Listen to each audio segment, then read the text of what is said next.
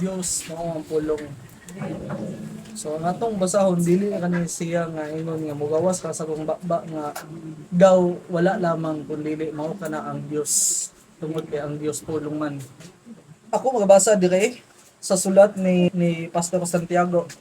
Santiago kapitulo 4 versikulo 10. Ipahubos ninyo ang inyong kaugalingon sa tubangan sa Dios ug siya magatuboy kaninyo. Amen. Ang Dios magadugang pagpanalangin kanato pinaagi siyang pulong mga igsoon tay kahimuan sa tong kaugalingon kung wala ang iyang tabang. Nganong kinahanglan man nato tudloan ang atong kaugalingon sa pagpaubos? Nga mapuslanon ba ang pagpaubos? Angay ba natong hatagan sa dubli nga pagtahod ang mga ansyano nga mao'y magbudlay sa pagwali ug pagtudlo? Unya gikinahanglan ba nga angay natong tungkahon ang kamatuoran nga gikan sa Dios? Kana nga mga pangutanan niabot pud na sa ako na kuan kanang sa kung hunahuna samtang na malandong ko sa tong buhi nga Dios. Pero dili nato kalimutan mga igsoon sa Biblia ang natala nga pinakamanggialamon nga tawo nga mao si Haring Solomon kay naghisgot lagi nga pagpahiubos sa ato ang kaugalingon diha tubangan sa atong buhi nga Dios. Na siya mga gihisgutan nga pipila ka mga butang angay pud nato nga mahibaluan. Atong basahon ang Proverbio kapitulo 11 bersikulo 2. Kung ang pagkamatahitas o moabot, nan mudangat o niya ang kaulaw. Apan sa mapainubsanon mao ang kaalap. Kung mapahitas unta sa atong kaugalingon di mga igsoon, mudangat sa ato ang kaulaw. Dili nato malalis ang pulong sa atong buhi nga Dios. Labi na sa ato nga bahin ng mga tawo. Kini si Apos si Haring Solomon mo'y natala sa Biblia nga manggialamon nga tao. Sa 11:2, kung ang pagkamapahitas on mo abot nan mudangat unya ang kaulaw. Ang nakalindot niya ni mga igsoon, imong hintukan ang mga bersikulo nga naa sa Proverbio kang Haring Solomon na nga sinuwat. Naa ang correction ug naa pud ang pagtambag. Nausa ang pagsaway ug ang pagtambag ba? Labi na kami nga mga anak, mga buluyagon. Ug di pud mi sawayon dili mi makaamgo sa among mga buhat nga masaway. Unya ang matag usa baya gitawag baya sa Dios. Efeso kapitulo 1 bersikulo 4 nga gipanagtawag ta akong dili mahimo nga palawayon. Sa wala pa matukod ang kalibutan gitawag ka mo ako mahimong balaan ug dili mahimong salawayon atubangan sa Dios. Mahimo ninon nga maulawan ta nganuman tungod sa pagkamahipatason.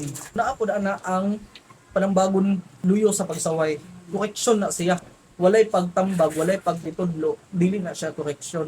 Insulto lang na siya. Pero kung sawayon ka, dala ang pagtambag, maunay correction. O diha maunay usa nga gituga sa atong buhi nga Dios sa iyang pulong. Ang tibuok kasulatan gituga sa Dios ug may kapuslanan aron sa pagpanudlo para i-correct. Kaya nga naman, mingon ta, oo, ang mga Kristohanon dili ta perfect, dili gyud ta perfect. Gani, ang mga tinugyanan, mga apostoles sa una, si Apostol Pedro, nahimo nga nagbadlunganon atubangan ni Apostol Pablo gisaway siya atubangan sa daghang tawo. Kaya nga naman matud pa ni Apostol Pablo diha sa Galacia nga ginaon ko sa pagsaway si Sipas si Apostol Pedro tungod kay siya nagbadlunganon.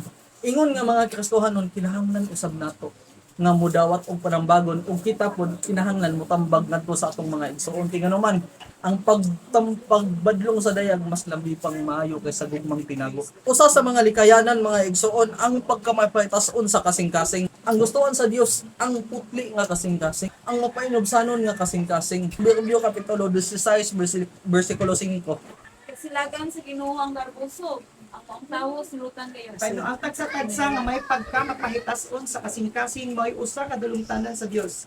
Bisan pa ang kamot magdugtong sa usa ka kamot, siya dili makagawa sa silot. Ang pagkamahipatason ganing ang kamot nga madugtong sa kamot kanang giana ba dili gayud pud makagawa sa silot. Sa gibasa ay kasilagan siya sa Dios. Diha sa version sa pinadayag dulungtanan atubangan sa atong buhi nga Dios. Tungod sa gitawag nato og garbo. Pride. Dili ta makaingon mga igsoon nga ang usa ka tawo walay garbo. Tinganuman dala na sa tao ang garbo. Pero ang atoan ng mga igsoon, unsaon nato pagkontrol sa atong garbo. Unsaon nato pag Proverbio kapitulo 16 bersikulo 18, lahi pod ang 29-23. Ang garbo mo sampot sa kalaglagan, ug ang pagkamatason ngadto sa pagtapukan. kalaglagan o pagkapukan mga igsoon ang gihisgutan sa 29:23. Ang kagarbo sa tao makapahimo kaniyang ubos, apan kadtong mapainugsanon sa espiritu makabaton sa kadunggana. Na-feel niya nga na siya contentment and satisfaction siyang kaugalingon sa iyang current state. Moingon ang current state, current situation, unsay iya ang kuan gakon, unsay kahimtang niya gakon. Labi na og ang tao naa sa kahayahay. Atong hinumduman sa kanunay mga igsoon nga ang pagsulay dili ra kanunay naa sa kalisdanan, naa usab diha sa kadagaya. Kaya nga naman, patilawon ta sa Dios og kadagaya og sutaon sa atong buhi nga Dios og consistent pa bata nga makapahiubos sa atong kaugalingon. Consistent pa bata sa ato ang pagka may Kristohanon nga kinaiya. Atong angay nga ipaambit ngadto sa matag usa. Dili lamang sa atubangan sa daghanang tao kung dili usab sa atong kaugalingon manaa man o mawala sa daghanang katawhan. Consistent ang gipangayo sa atong buhi nga Dios, ang gikinahanglan sa atong buhi nga Dios. Mao po ni usa nga rason nganong mugarbo ang tao. Ang pagsalig sa bahandi, masilaw man ta. Atong basahon ang Proverbio kapitulo 11 bersikulo 28. Kadtong nagasalig sa iyang mga bahandi mapukan, apan ang matarong magamauswagon ingon sa lunhaw nga dahon. Ang nagsalig siyang bahandi mga igsoon, mga pukan. Unang Korinto kapitulo 10 bersikulo 12. Busa siya Oh. nga nagadahom nga maayon na niyang pagkabarog, Oh. magbantay basin mapukan siya. Siya nga nagadahom nga maayo na niyang pagkabakong mapukan usab bantayanan mga igsoon. Diha tabit kon sa yawa. Bagatong buhay ka Dios guys, sulog ninyo ang tibuok nga pinagibag sa Dios aron makalikay ta sa bisan asang kaugdahan sa yawa. Tungod kay ang yawa malalangon mga igsoon. Ang yawa nangita og matukod. Mao na nga angay nato di kayan mga kaigsuonan. Muabot na nato mga igsoon ang verbo mahimo na dayon ta nga ugas sa kalalis sa mga kaigsuonan. Magubot bisan sa panimalay. Atong panimalay tagsa ka pamilya or panimalay diha sa pagtuo. Mahimong magubot kay nganuman. Ano naman ang verbo? Proverbio kapitulo 6 bersikulo 19. Usa ka bakakon nga saksi nga nagapamulong og mga bakak ug kadto nga nagabugas sa pagkalalis sa mga kaigsuonan. Ugas sa kalalis mga kaigsuonan. Trust breaker. Naay kalinaw maguba tungod sa anak nga butang.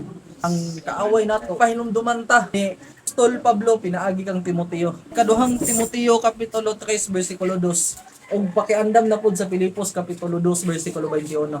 Kaya ang mga tao niya magamangibaon man sa ilang kaugalingon, mga hinapik, tigpagawal, hambugiro, tampalasan, masukihon sa ginikanan, walay igabalos dili Dios ni. Kay nga naman, nalangkob siya sa pagka mahigugmaon sa kaugalingon. Mahigugma to sa kaugalingon, wala na tay paki sa atong palibot. Wala na tay pakialam kung kinsa nga to ang maligsan, kinsa nga to ang katungod nga matamakan, tungod kay nga atong linalantaw ang ato lamang kaugalingon, wa tay pakialam sa uban. Kaduhang Timoteo kapitulo 3 bersikulo 2. Filipos kapitulo 2 bersikulo 21. Kay tanan silang uban nagapangita sa mga kaayuhan silang kaugalingon lamang ug dili sa mga kaayuhan ni Kristo. Kaayuhan sa kaugalingon lamang. Pagpatagbaw gyapon sa kaugalingon, to ang likayanan ba? Wa man ta gi-design ana. Pasalamat ta og badlongon ta sa atong buhi nga Dios. Pasalamat ta og mga kaigsuonan nga mobadlong nato kay nganuman ang atong buhi nga Dios naglikay kanimo sa kalaglagan. Pinaagi sa gugma gipili ta sa atong buhi nga Dios. Ang Dios wala magatinguha nga adunay mahanaw kun dili ang matag usa unta makakabot sa paghinulsol. Sunod, ang pagkadili mamatig katarungan. Wala man ang pagpahiubos ni anak. Naa sa ato nga kita kay patalinghugan. Di man ta kay ba mamati sa katarungan. Ang ma-inject sa atong hunahuna sakto man to ato mong. Ngano di man mong mamati ngana. Ang kaalam nga gikan sa kahitasan wala diha mga igsoon. Santiago kapitulo 3:17. Apan ang kaalam nga gikan sa kahitasan putli una sa tanan, Ang kaalam nga gikan sa kahitasan putli una sa tanan. unya makigdaiton, Makigdaiton, malumo, malumo, mamatig ka mamatig katarungan. tarungan. Puno sa kaluoy ug sa mga maayong binuhatan. Walay pagduha-duha o pagminaot. Nasayon ta sa atong kaugalingon nga dili kita maoy sanunay sakto. Nay panahon sa atong kinabuhi nga anang punto ha sakto ta pero dili sa tanang butang sakto ta. Nga ang giingon ni Apostol Pablo sa Pilipos ug ako masayop nga magpalagwaday kamo sa pagpahiubos sa inyong kaugalingon. Ug isipa nga ang nga mas labi pang maayo ang laing tao kaysa nimo. Kaysa nato ang kinahanglan sa kanunay. Kamao ta mamatig katarungan ba? nga atong isipon nga mas labi pang maayo ang uban gyud sa kanato. Nahanglan nato ilhon ang atong buhi nga Dios. Makasayang hibawta nga naa pa daytoy mas labaw kay kanato. Sunod mga igsoon, unsa may atong angay nga pagabuhaton aron makalikay taniin. Unang-una mga igsoon ang pahimangno ang maymay ang tambag ni Haring Salomon. Di ba gihisgutan diha sa Proverbio kapitulo 3 bersikulo 6 nga ilha ang Dios sa tanan nimong dalan. Ang Salmo kapitulo 27 bersikulo 11.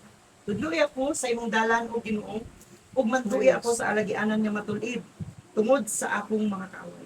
Ang atong kaaway mga igsoon, unang-una ang atong kaugalingon. Manaapa ta sa unod. Ikaduha mao ang yawa.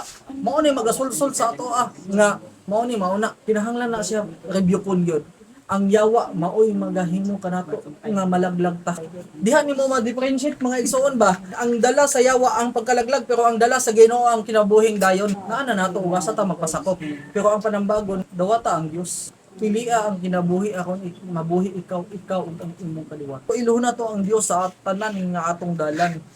Hebrehanon kapitulo 10 bersikulo 22. Busa manuol kita sa Dios uban ang matinuoron nga kasing-kasing. Ug dili matinuoron atong kasing-kasing makita sa daotan nga ngato ang pag-alagad takhaw diha ta niya sakyan. Pero kung makita sa kaaway nga higpit ang ato ang pagtuo diha sa atong buhi nga Dios, mahimo ta nga mamalig-on diha sa atong pagtuo. Lig-on sa atong pag-alagad diha. Nga bisan unsa nga kaundahan sa yawa makahimota sa pagbarog duol sa Dios uban sa matinuoron nga kasing-kasing. Pangitaon nato ang pagkamata kung gikan sa Dios sa muod kay nga bersikulo. Mateo kapitulo 6 bersikulo 33. Apan maoy unaha ang pagpangita sa gingharian sa Dios ug ang iyang pagkamata kung kining tanang butang ida dugang lamang kaniya. Buhaton nato na magasunod ra ang panalangin.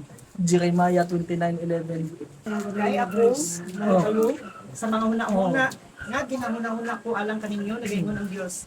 Mga huna-huna sa pagigdait o dili sa kadautan, sa paghatag kaninyo o paglaom sa inyong kaugmaon. Paghatag o paglaom sa atong kaugmaon. Nga sa diha nga pangitaon nato ang gingharian o ang pagkamataon sa atong buhi nga Dios.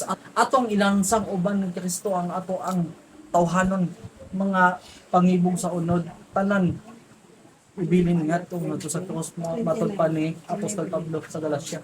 Di ba? Kaya nga naman, o atong hisgutan ng Galacia mga igsoon, ang unod kasupak sa espiritu, ang espiritu kasupak sa unod.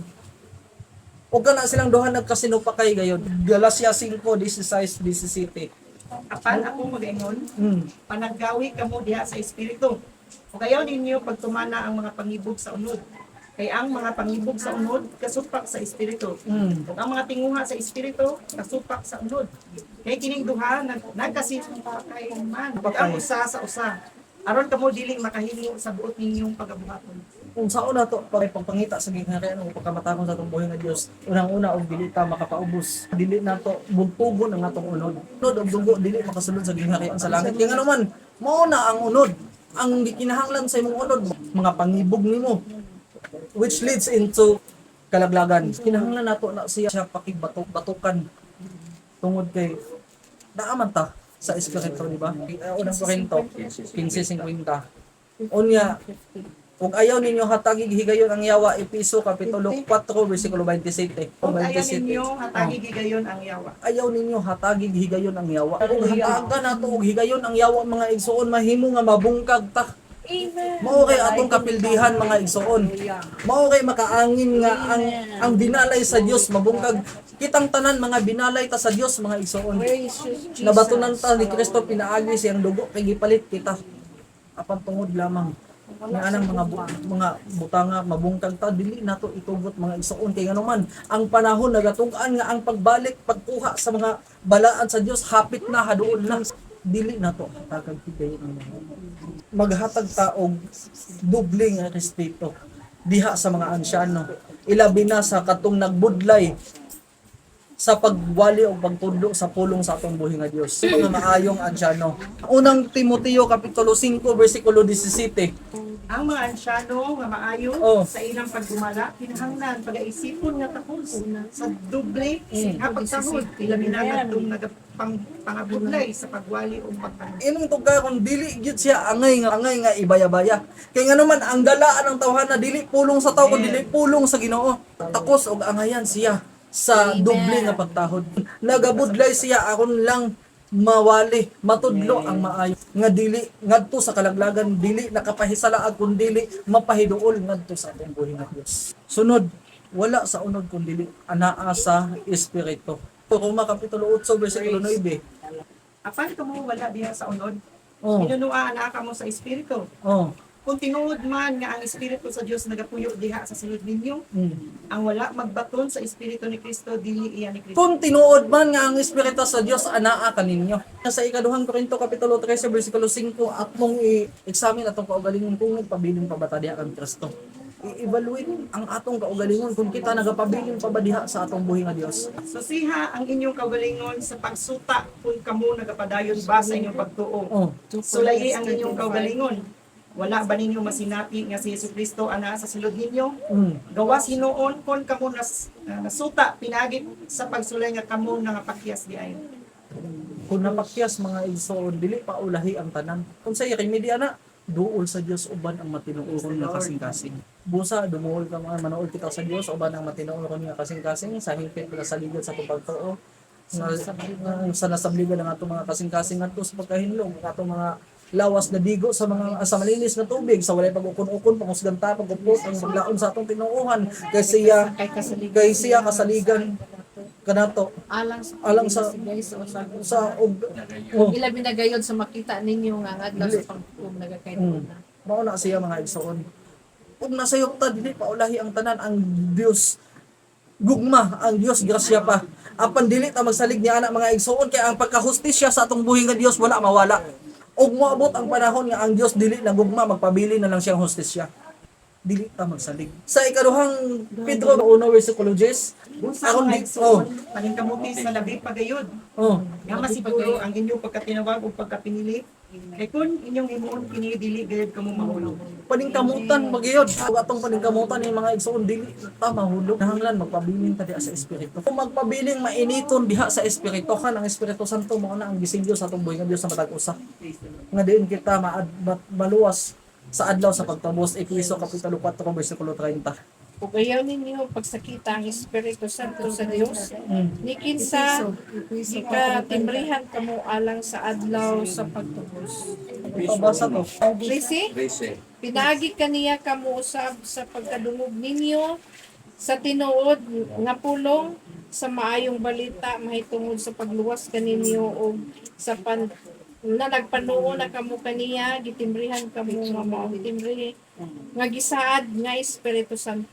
Makabot na to na tanan mga igsoon sa pagpaubos sa atong kaugalingon atubangan sa atong buhi nga Dios. Ang Dios mo ay magatuboy sa matag usa. Ipahiubos ninyo ang inyong kaugalingon diha sa atubangan sa Dios. Akon kita igatuboy sa Dios.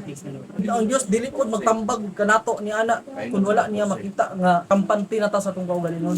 Siya nga nagapahitaas ipaubos o siya nga nagapahiubos ipataas. Espiritu sa Dios mo ay magagiya kanato ug mo ay magatrabaho sa sulod nato nga arang nato mahimo ang mga butang nga gustuan sa atong buhi nga Dios. Mahimo nato ang tanang butang pinaagi ni Kristo Jesus nga maoy nagapalig-on sa matag usa kanato. Kinahanglan ta ay atong hatagan ni siya pagtagad.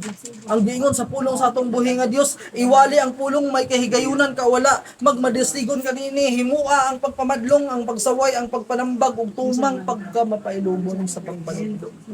Ikaduhang Timoteo kapitulo 4 bersikulo 2. Sugo kini mga igsoon nga kinahanglan tumano nato. Giingon ni Apostol Pablo nga to kay Timoteo alang kanato unang Timoteo kapitulo 5 bersikulo 7 isugo kanila aron dili sila mahimong mga badlunganon. Gitawag kita sa Dios mo to Efeso 1:4 sa wala pa ang kalibutan gitawag kita sa Dios, gipili ta sa Dios aron mahimong balaan ug dili masalawayon diha sa tubangan sa Dios. Dili aksidente nga niabot ta aning dapita mga igsoon nga nagkatapok ta. Plano na sa Dios atong kinabuhi.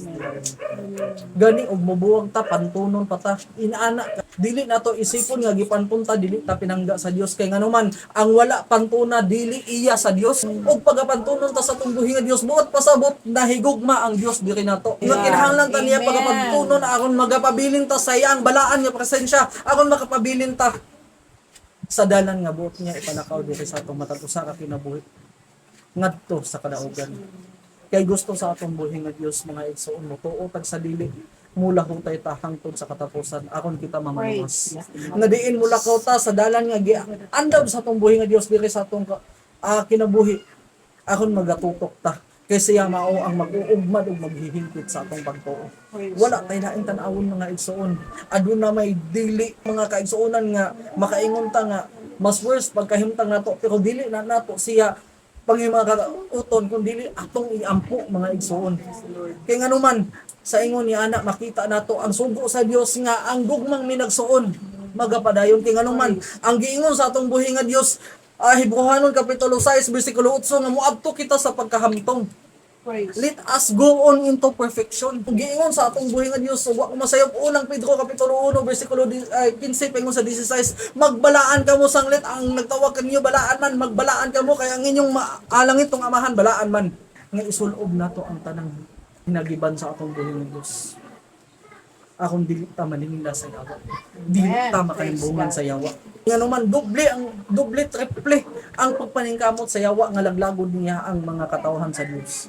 Kay dili malipay ang yawa nga siya kay moadto sa linaw nga kalayo. Gipaningkamutan sa yawa nga aduna siya daghang mga dagdahay mga katawhan sa Dios nga mauban niya. Mao na nga gipasagda niya ang mga taong walay Dios ang gatong mga tawo nga nagbaton sa Dios iyang pagalinlangon akon na aduna siya dala. Apan kita mga igsoon aduna tay manlalaban. Ang giingon sa atong buhi nga Dios dili ko kamo pagabiyaan nga daw mga ilo. Makahimo ta sa pagsukol sa atong kaaway pinaagi sa ngalan sa atong buhi nga Dios. Sa Zacarias kapitulo 4 bersikulo 6 dili pinaagi sa kusog ni pinaagi sa gahom kun dili pinaagi sa espiritu sa Dios. Anaa ang Dios mga igsoon.